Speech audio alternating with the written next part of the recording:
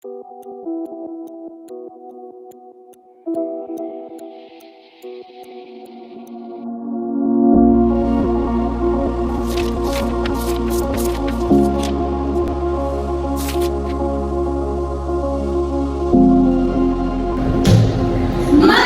araw po sa inyong lahat.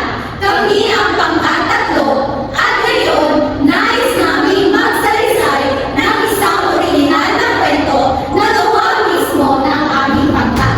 Kaya samahan niyo kami sa kwentong pinamagatang Ang Paru-Paro at ang Pangarap ni Ligaya.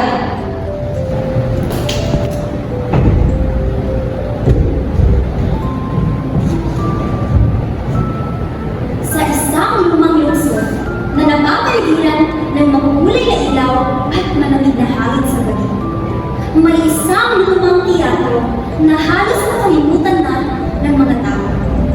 Doon nakatira si Ligaya, isang magandang dalagita na pangarap maging isang tanggap na kalalita. Araw-araw nag-ensayo siya sa lumang entablado. Kahit sira na ang kurtina at marikabog na ang sahig. Sa bawat pag-ikot, lundag at pag-ikot sa dulo ng kanyang mga paa, bitbit niya ang pag-asang balang araw ay mapapansin ang kanyang talento. Isang gabi, matapos ang mahabang pag-iensayo, napansin niyang may maliit na liwanag na umiikot sa gitna ng entablado. Lumapit siya at nakita niya ang isang napakagandang paru-paro. Kumikinang ang mga pakpak nito na tila sinag ng buwan at sumusong ito sa bawat galaw niya. Sa tuwing umiikot si Ligaya, umiikot din ang paru-paro.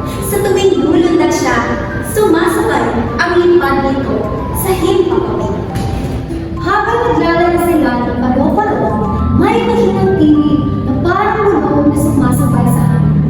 Ang makakasalo ng sayaw ng mahiwagang paru-paro ay magdadala sa kanyang hinaharap. Bigla na tila tinig na sumasabay sa ihip ng hangin. Napahinto si Ligaya at napatingin sa paru-paro. Naisip niya ang pangarap niya na makapagsayaw sa isang tunay na malaking entablado sa harap ng maraming tao na pumapalakpak para sa kanya. Kinabukasan, nagbalik si Ligaya sa teatro. Muli, niyang nakita ang paru-paro, tahimik na nakadako sa lumang kurtina. Dahan-dahan siyang sumayaw at muli itong sumunod. Sa gitna ng kanyang sayaw, naisip niya, kung totoo ang sabi ng hulog, baka ito ang pagkakataon ko. Kaya, habang umiikot siya, inipunat niya ang kanyang mga kamay at marahang tinangka niya ulihin ang paru-paro. Sa mismong sandaling na hawakan niya ang dulo ng pakpak nito, biglang tumabog ang kanyang paningin. Umikot ang mundo at tila nawala ang ingay ng lungsod at kalabog ng teatro. Maramdaman niya ang biglang pagod at antok. Umikit siya ng mariin at tuluyang napahiga sa sahig. Pagbilang ng kanyang mga mata, hindi na lumang teatro ang kanyang paligid. Nasa isang napakangking teatro siya. Maliwanag ang mga ilaw, malinis ang sahig, at may mga nakakalat na kasuotang pangsayaw. Sa dingding ay may mga poster ng mga sikat na palabas at mga larawan ng mga tanyag na balerina. Nakita niya ang kanyang sarili sa salamin. Nakasuot siya ng parang costume, may makinis na sapatos na pang-balerina, at nakaporma ang kanyang buhok na parang isang profesional na mananayaw. Lumabas siya sa hallway at doon ay may mga taong magalak. May mga direktor, mananayaw, at mga staff. May isang babae lumapit sa kanya at umiti. Ligaya, handa ka na ba? Ikaw ang pangunahing mananayaw. Sabi nito. Nalaki ang mga mata ni Ligaya. Pangunahing mananayaw, hindi makapaniwala ang tanong niya. Lumipas ang mga araw at gabi at paulit-ulit siyang sumasayaw sa entablado na puno ng mga manonood. Palakpakan, sigawan at papuri ang natatanggap niya pagkatapos ng bawat pagtatanghal. Sa bawat pagyuko niya sa dulo ng sayaw, ramdam niya ang tibok ng puso niya dating nangangarap lang. Ngunit sa napansin niyang matagal na niya hindi nakikita ang mahiwagang paru-paro. Isang gabing tahimik, matapos isang matagumpay na palabas, mag-isa siyang naglakad pabalik sa entablado. Nakasara na ang mga ilaw, at tanging liwanag ng buwan mula sa bintana ang tumatama sa sahig. Doon, sa gitna ng entablado, muling lumitaw ang paru-paro. Mahina na ang kinang, tila pagod na sa paglipad. Lumapit si Ligaya, dahan-dahan, parang batang natagpuan muli ang kaibigang matagal nang nawala.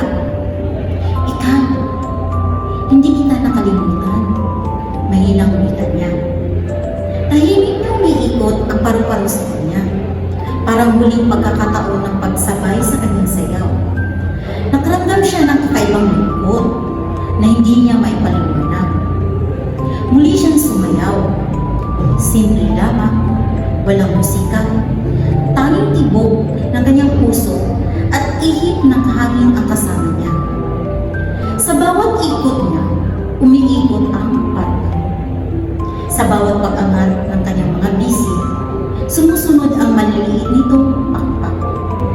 Hanggang sa unti-unti, napansin niyang humihina ang kinang nito.